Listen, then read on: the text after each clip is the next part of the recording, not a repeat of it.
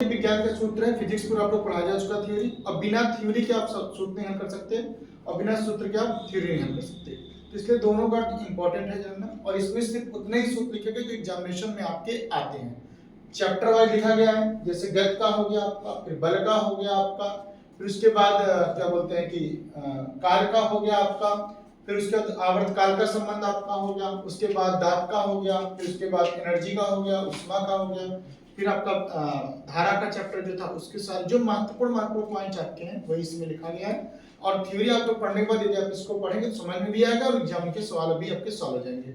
जो group D का chapter paper है आपका या एनटीपीसी कोई भी क्वेश्चन होता है इसको पूरा पढ़ के जाइए, तो निश्चित रूप से 2 से 3 नंबर आपका सिर्फ इतने में ही फंस जाएगा यदि आप सही तरीके से करेंगे तो। एक बात आप और ध्यान देना है, 2 एग्जाम में क्वेश्चन और आते हैं, एक बीमी विश्लेषण आता है और एक मात्रक आता है। उसके लिए कोई बहुत ज्यादा सोचने की जरूरत नहीं है, यदि आपको सूत्र पता है तो आप निश्चित रूप से बीमी विश्लेषण भी निकाल सकते हैं उसका, और उसका सूत्र भी ज्ञात कर सकते हैं। 1-2 में आपको बीमी विश्लेषण निकाल के हम बता रहे हैं, बाकी आप आगे ऐसे ही निकाल लेंगे। तो जैसे गत संबंधी देखा जाए, एक होता है 4 बराबर दूरी बटे समय, या इससे हम दूरी का मान निकालना चाहे, दूरी बराबर 4 गुणे समय हो जाएगा। तो 4 का मात्रक हो गया मीटर प्रति सेकंड। इसका बीमी विश्लेषण निकालने की बात करें हम, तो दूरी को हमेशा हम l व्यक्त करते हैं और समय को हमेशा t व्यक्त करते हैं। तो इसका बीमी विश्लेषण हो जाएगा lt-1, क्योंकि बीमी विश्लेषण कहते किसको है, तो मैंने बताया आपको कि किसी भी राशि को m, lt और थीटा व्यक्त करना बीमी विश्लेषण कहलाता है। किसे व्यक्त करना? m, l, t और थीटा व्यक्त करना क्या कहलाता है? बीमी विश्लेषण कहलाता है। अब दूसरा सूत्र इसमें आता है त्वरण वेग परिवर्तन की दर को त्वरण कहते हैं, यानी v/t यानी v/t स्क्वायर, जिसका मात्रक है मीटर प्रति सेकंड स्क्वायर है। गति संबंधी कितने समीकरण? 3 समीकरण है। देखिए इसकी 2 स्थिति हो सकती है, या तो पिंड त्वरण की स्थिति में हो या तो मंदन की स्थिति में हो। यह त्वरण की स्थिति में होता है तो v बराबर u प्लस at, s बराबर ut plus half at square, v square बराबर u स्क्वायर प्लस 2as, जिसमें u प्रारंभिक वेग, v अंतिम वेग, t समय और s विस्थापन है। यदि यही मंदन हो जाए तो जहां जहां प्लस वहां माइनस हो जाएगा। v बराबर u माइनस at, s बराबर ut minus half at square, v square बराबर u स्क्वायर माइनस 2as हो जाएगा। 2 स्थिति और हो सकती है, या तो पिंड ऊपर की तरफ गतिमान हो या तो नीचे की तरफ आए। अगर ऊपर तरफ जा रहा है तो उसका वेग लगातार घटेगा, तो यहाँ पर माइनस हो जाएगा और s के स्थान पे h हो जाएगा।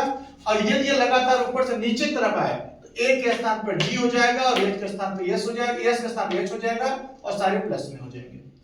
औसत चाल निकालना हुआ तो कुल दूरी बटे कुल समय हो जाता है। संवेग किसे कहते हैं? द्रव्यमान और वेग गुणनफल को संवेग कहा जाता है। p बराबर mv होता है, और इसका कभी कोई सूत्र एग्जाम में आ जाता है, क्योंकि v बराबर d/tv होता है, इसलिए p बराबर m गुणे d/tv हो गया। आवेग होगा कुछ समय के लगाया गया बल होता है, f × डेल्टा t हो गया। ये हो गया आपका गति संबंधित सूत्र। बल का सूत्र ज्ञात करें तो बल में F बराबर m में होता है। अब केंद्रीय बल का सूत्र होगा mv²/r। बल आघूर्ण का सूत्र होता है बल गुणे दूरी, गुरुत्वाकर्षण बल का हो जाएगा F बराबर g m1m2/r², जिसमें g सापेक्ष गुरुत्वाकर्षण नियतांक है, m1 m2 दो वस्तु हैं, r उनके बीच की दूरी है। g का मान 6.67 × 10⁻11 न्यूटन मीटर स्क्वायर प्रति मीटर स्क्वायर होता है। अगला पॉइंट आता है जी व जी में संबंध क्या है, तो आपको पता है F बराबर g m1 m2/r² अभी आपने हल किया, और F बराबर mg होता है। दोनों को निकाल कर हमने संबंध निकाला, तो g बराबर g m/r² निकल के आता है। आवर्तकाल का सूत्र देखा जाए तो t बराबर होगा 2.0 g। इसका मतलब ये होता है आवर्तकाल किसी वस्तु के द्रव्यमान पर निर्भर नहीं करता, सिर्फ किस पर डिपेंड करेगा? लंबाई और उसकी त्वरण पर। आवृत्त आवर्तकाल में क्या संबंध है? कभी कभी आवृत्त आवर्तकाल में संबंध होता है nt/n, nt बराबर क्या हो जाएगा? 1। ये क्वेश्चन महत्वपूर्ण है। आवृत्त तरंगदैर्घ्य में क्या संबंध होता है, या आवृत्त वस्तु की गति और तरंगदैर्घ्य में क्या संबंध होता है? बात एक ही है। v बराबर क्या होता है? n लैम्डा, जहां v गति, n आवृत्ति, लैम्डा क्या है? तरंगदैर्घ्य। कार्य, ऊर्जा और शक्ति में देखते हैं तो कार्य W/Fs होता है, और कभी कभी वस्तु विस्थापित सीधे होकर ना होकर किसी कोण में हो जाता है तो W/Fs cos थीटा हो जाएगा। एनर्जी का भी सूत्र W/E/Fs ही होता है। एनर्जी 2 तरीके से होगा, गतिज ऊर्जा और स्थितिज ऊर्जा। K बराबर होगा गतिज ऊर्जा बटा 2 mv² और स्थितिज ऊर्जा बराबर होगा mgh। दोनों में क्या संबंध है? संवेग और गतिज ऊर्जा में क्या संबंध है? इसका 2 सूत्र निकल के आता है। एक हमने मान रख के देखा तो K बराबर 1/2 pv निकल का है एक सूत्र, और एक सूत्र निकल गया k बराबर p स्क्वायर अपॉन